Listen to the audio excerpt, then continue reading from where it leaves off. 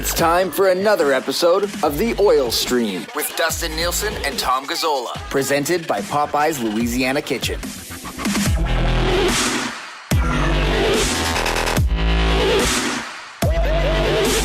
What's going on, everybody? Happy post-deadline afternoon. Nielsen and Gazzola with you with a special deadline day episode of The Oil Stream. As always, like every other episode of The Oil Stream, it is brought to you by Popeye's Louisiana Kitchen, of course, now open out in St. Albert with the delicious chicken sandwich and those juicy but yet crispy nugs. What's up, Tommy? I just had some Popeyes. That's what's happened. Did you? Yes. No wonder you're flying on such a high, my man. Popeye. God. Is that your move? Is that your Popeyes move? Yeah. What's his name? Popo from Step Brothers. Ron Riggle's character. Oh, yeah. Yeah. Pow! Pow! Yeah. Yeah. I just had. He's good. In the face. Yeah. He was good. Funny. He was good in The Hangover, too. Not you, fat Jesus. Back up. He was really good in that movie. He's a great like side character. Yeah, he's like the cameo. number 6 character in any movie, pretty much. Yeah, exactly. Anyway, I just had some Popeyes. We had the pizza for trade deadline day coverage in studio, and then a big spread of Popeyes showed up, and so we had that. I think it was right after you left. Beautiful, and it was delicious. And blackened ranch, pardon me. I had it, and I was trying to explain to Low Tide because he's like, I don't get the dips. Like, do you really need the dip? Of course. What's the purpose of the dipping sauce? And I was like, Low Tide doesn't understand dipping sauces? What? He must have been pulling your leg. Low Tide should be able to understand dipping sauces. I mean, he's not 90. He says to me, he is 60. He says to me, he goes, my kids love me because I don't touch the dipping sauces. And I was like, you have to try the blackened ranch. That's why your kids love you? That's bizarre. Well, I mean, it's probably one of many reasons why they love him, but he's not a dipping sauce guy. And I had to explain the blackened ranch to him, which I had today. And it was very I wish I would have been around for that Popeyes delivery. I should have done 8 hours of radio today. That would have been even better. All right, Tommy. So let's start with Kulak. Things were moving on it all day. First, you thought maybe it was a third. Then you had it on the TSN coverage earlier today that it was going to be a second, and then Legason is in, and then it's 50% retained, and then there's a seventh going back the other way as well. So in the end, I mean, as far as the price tag goes, Legason, I don't want this to come across negatively against old Ice Keeper Willie here, but Legason really doesn't add much to this deal at all for Montreal. So and the Oilers aren't going to miss him. So it's essentially a second here for Kulak, which I did say, I think if it's a third rounder, people absolutely love this. I still don't mind it for a second. It's this year's second, unless the Oilers make it to the Stanley Cup final. Then it's next year's second. So I don't mind the fact that it's this year's second. You can keep that second next year locked in, unless of course they do make the final. But I mean, I think the bottom line here is, regardless of the price, your blue line is better this afternoon than it was this morning. We can't argue that, can we, Tommy? No, that's the most important thing, and that's what we should remind ourselves if there are those out there that are slagging the deal, which I'm sure there are. I haven't been able to read a lot of Twitter stuff, and I didn't see our inbox, but your defensemen have just gotten better. Like, the whole group is better, and now all of a sudden Chris Russell doesn't have to be an everyday defenseman. He can barely stay healthy. When he has played, he's been good. And now you have 4 legitimate defensemen, so 2 full pairs that can give you reliable minutes to defend. And then you look at Barrie and Bouchard, who are guys that could give you good minutes depending on the night, but they also have more offensive ability, and their defensive game is a little bit more suspect. So they kind of swing wildly. Now you got 4 guys that, if you're trying to lock it down with a lead in a game, where you could go to, well, I can just roll these 2 pairs, and you should feel relatively comfortable. I'm not saying full confidence, but just relatively comfortable that they can get the job done. This is a defenseman that was in the Stanley Cup final last year, was a top 4 guy on that blue line at times, and he made a great pairing with Jeff Petrie. So I think it's fair to say today that their blue line, like you said, is better than what it was than when we started the day. And on top of that, I think he's a better pickup than Dmitry Kulikov was last year. Yeah, 100% agree. Yeah. Kulak is a much better defenseman than Kulikov is. And that's Or what was at I the was time. also. Yeah. Yeah, I was Yeah. looking at that as well. I'm like, well, they got Kulikov last year at the deadline, and all the hot talk around New Jersey when they pulled him out of there was, well, Kulikov doesn't really give you much, and defensively he's hit or miss. I know he had some good games with Adam Larson last season, but I think Kulak's more dependable than Dmitry Kulikov. Yeah, I think Kulak is a guy, and I know everybody in Montreal is like, oh man, if the Oilers give him 16, 17 minutes a night, Oilers fans are really going to like what they get from Kulak. I think Kulak's a guy that you can put into different spots in that six. Like if you need to move Keith around, I think you can slide Kulak up. If somebody else is having an off night, let's say Darnell Nurse isn't having a great night, and you got to spot Kulak 1 or 2 more minutes. Like I don't think you're going to give him 21 on a regular basis, but I think if he's going the odd time, I think he can bump him up 20, 21 minutes a night. He's been playing basically 18 minutes a night with the Montreal Canadiens so far this year. So I like it. I thought when it was all said and done, this time last week when we're talking about the blue line, I thought it would be somebody that you're kind of rotating in and out with Chris Russell, maybe at number 7. Like I thought maybe that's where they would go, and they've done better than that. And they paid a decent price to get it, but they've addressed their blue line a little bit where I do think it is, I wouldn't say significantly better, but it's an upgrade on what it was. So, yeah, I think he's gonna fit in pretty well. Now, where do you come out on the idea of him signing here for? Right. I think somebody said Stoff had mentioned like 4 years, 2.2 per. I don't know if I want to give $4 million when you've got Broberg and Niemelainen coming along, or 4 years, maybe 3 years. I mean, ideally probably 2 years while these guys are getting ready. But do you think there's an appetite here to get a deal done and stick around? I'd play more of a wait and see approach. Does he fit in well? Does he play well? What kind of defenseman or what identity does he take amongst this group of blue liners? That to me is something I'd like to see and know more of before I would just be willing to give him a $400,000 a year raise and a 4-year contract. I know he's 28, which is great. You're catching him in the heart of his career. He's a local product. That's also excellent. He knows the Battle of Alberta well, obviously, but just say, okay, we're going to give this guy a 4-year extension, hasn't even played a game for us. And by the way, we're going to throw in close to $500,000 extra per year just because. I don't see the rationale in that. Like, do you really think that he's your best option next season? And you don't want to deal with adding another defenseman? Like, I just play more of a wait and see approach. And do you really need to give him that much of a salary bump too, if you know his limitations? Yeah, that's you'll be able to get a good read on him, right? And you might not have to bump him up much. I'm thinking, if it's anything, it might not be anything. I mean, we'll have to see. They still have Keith next year. If Keith's around next year, I'm not too sure what you're doing on the back end at that point because Nurse's deal goes up, and that's a whole off season where we talk about that stuff. One other thing about Niemelainen and Broberg coming up. Niemelainen, there's still some work to be done before he becomes an everyday NHLer, and I know next year if he does, a 2-way. Yeah, if he does, that's a big if.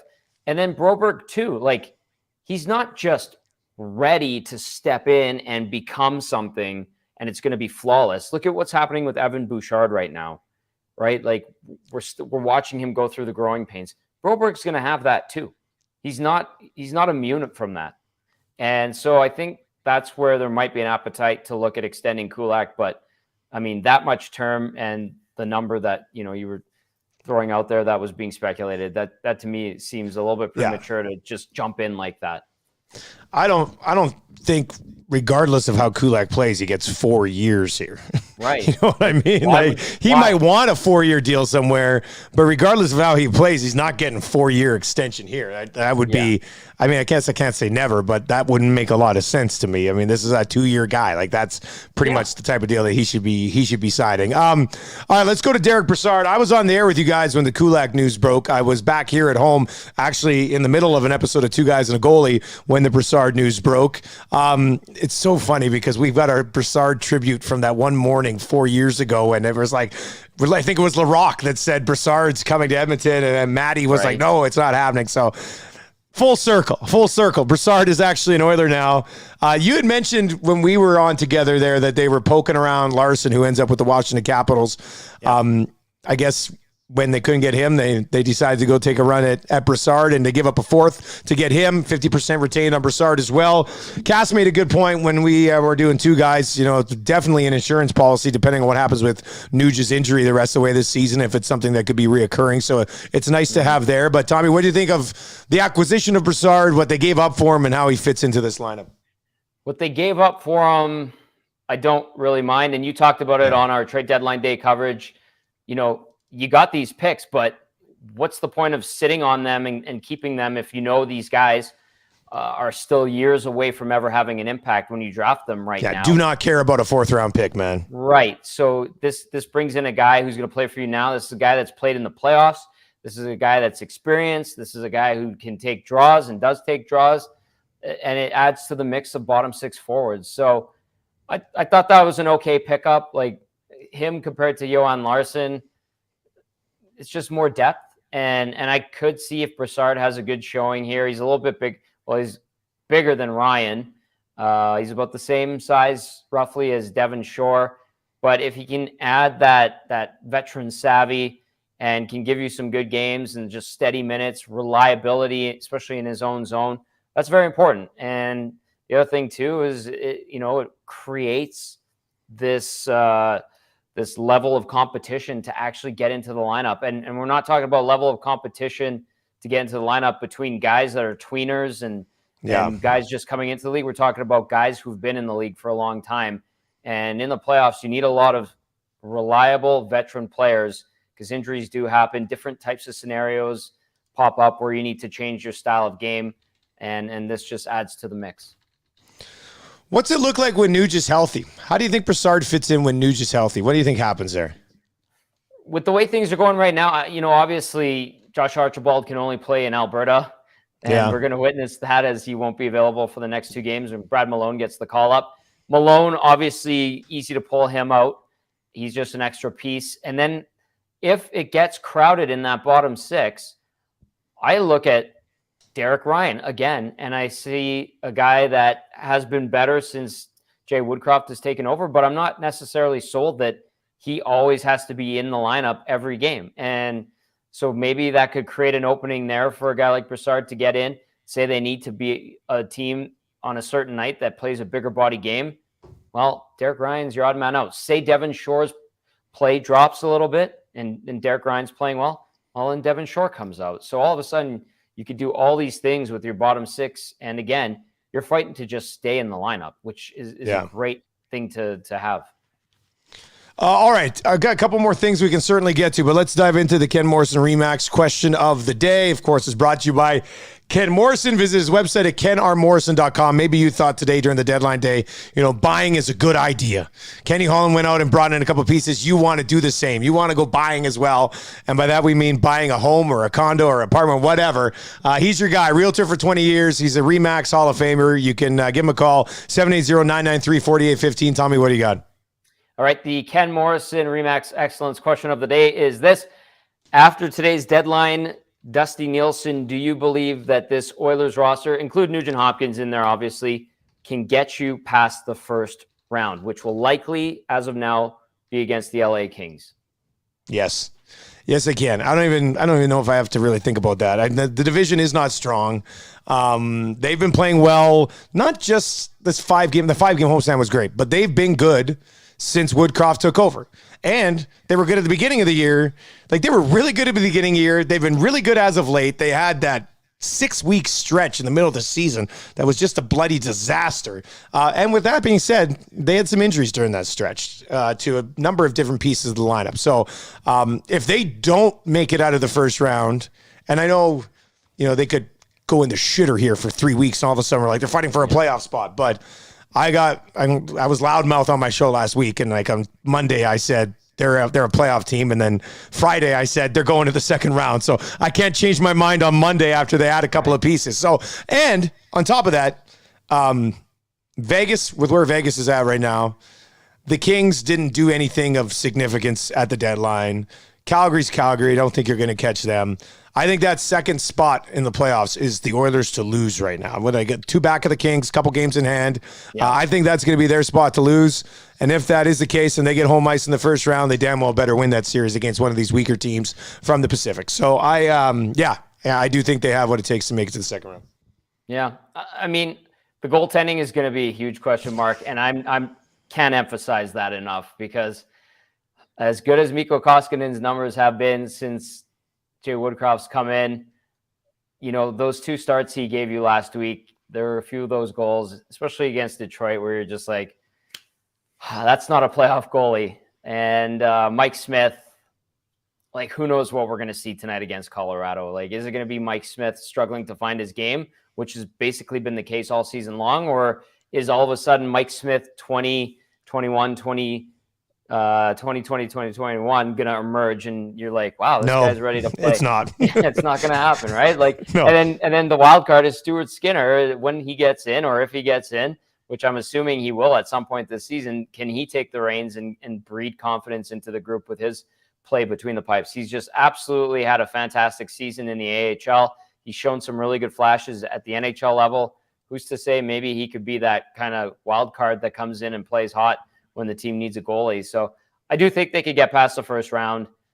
I still think a few things need to go their way, though. There you go. That's your Ken Morrison Remax question of the day. And we're talking playoffs, man. We got this stretch drive here for the Oilers as they work their way towards the postseason. I think we're going to get a playoff series in this city, and I'm hoping we get 2, and it'd be a hell of a ride for a Battle of Alberta in the second round, unless, of course, Calgary gets upset in the first round, which would be insane. Okay, another thing I want to get, when you look at Ken Holland's deadline day today, I put up a poll, A, B, C, D. Not many people giving him A's, Tommy. Most of the answers were C. This was before. I didn't note that both deals had 50% retained. But anyway, most people gave him a C. B was a close second, and then A and D. And the odd person replied and said, Dusty, you didn't put an F in. I'm going to vote F. I do want to point out, I thought deadline, I didn't think this was a great deadline for Ken Holland. I didn't think it was a bad deadline for Ken Holland. I think it was a decent deadline for Ken Holland because of the fact that he put himself in a shitty spot with this past offseason. Yeah. You should have been in a spot where either A, you still had financial flexibility to acquire a goaltender to give you help, or you had a goaltender already and you didn't need to address it. If they had gotten a goaltender in the offseason and today they added Kulak and Brassard after getting Kane a month ago, I think we're all sitting here going, there you go. Nice deadline. But now we're coming through it. They got a couple of decent pieces, but they couldn't do anything else because he sewered them with his cap management in the offseason. And now he's left his team going into a playoff spot, or to a playoffs again, with the best group of forwards they've had since Connor McDavid was an Edmonton Oiler. A blue line that I'm still just it's different than last year. It's not better than last year, but it's different than last year. I don't know if it's actually worse. But what we do know is that they have the exact same goaltending as they had last year, which is 100% on Ken Holland. And if somebody, texts into this show or texts into our radio shows or your show tonight, or Mike Smith gets torched tonight, it's on him. It's 100% on him. He had to make this a priority 7 years ago, or when he came in, but the team should have made it a priority 7 years ago. He's had 3.5 years to get something done, and he just hasn't. And that's why today's deadline, which regularly a pretty good deadline, is still just decent because he put himself in such a tough spot. That's the most frustrating thing about all of it. Yeah, I mean, you could give him for today's work a C+ or something like that. Yeah, the team is better. B-, B-. Yeah, it's a better team today and has more depth and legitimate NHL players going into an important part of the season. It's like the ghost of the Chiarelli Koskinen contract continues to haunt this club. Yes, the cap management, despite the Koskinen contract, has been poor. I don't know why Mike Smith got a second year on his deal. And I know that Holland did try to swing for the fences on other goalies. Obviously, Markstrom, it didn't work out. And I know he sniffed around on Holtby. Holtby didn't want to come here. I know Marc-Andre Fleury didn't necessarily want to come here either. And it's still not good enough. It's still not good enough. And everybody and their dog knew that the goaltending would be a problem. And they got surprisingly lucky for 2 years with the two net miners that they have been riding in the last 2 seasons to finish second in the Pacific. There's a lot of twos in there, but it needed to be better. And to end up where we are today, after everybody discussing it for this long, it is still a bit ridiculous. We'll see how it plays out, man. But I know in the playoffs you're gonna have some post-game shows that are just straight fire because of the goaltending. Speaking of that, pregame, what do you get going? Like 2 hours tonight? Yeah, we get going at 6, an hour and a half pregame, and we're gonna have a guest from Colorado. They made a few moves today. We'll talk about those. We'll also do some trade breakdown coverage as well on the pregame show, and we'll go and get to some audio. I know Ken Holland's supposed to be speaking like right now, I think it is, at 4:00 Mountain Time. He's pushed that back a couple of times, so we might get to some Kenny Holland audio. Lots coming up. It's going to be a loaded show. It's been a busy day. Maybe get a little snooze in here. I know you might want to sneak one in too, but we'll be ready to go at 6 bells. I'm going to have one for sure. Have a good pregame. We'll see how that postgame goes depending on how tonight. I'm on the over 6.5. I've said it multiple times. I think that might work out okay tonight. There's going to be some goal. I'll be very surprised if there's not some goals scored in this hockey game tonight. Tommy, have a good have a good post, buddy. Thanks for a special deadline day episode of the Oil Stream. We'll talk to you Wednesday, man. Pow!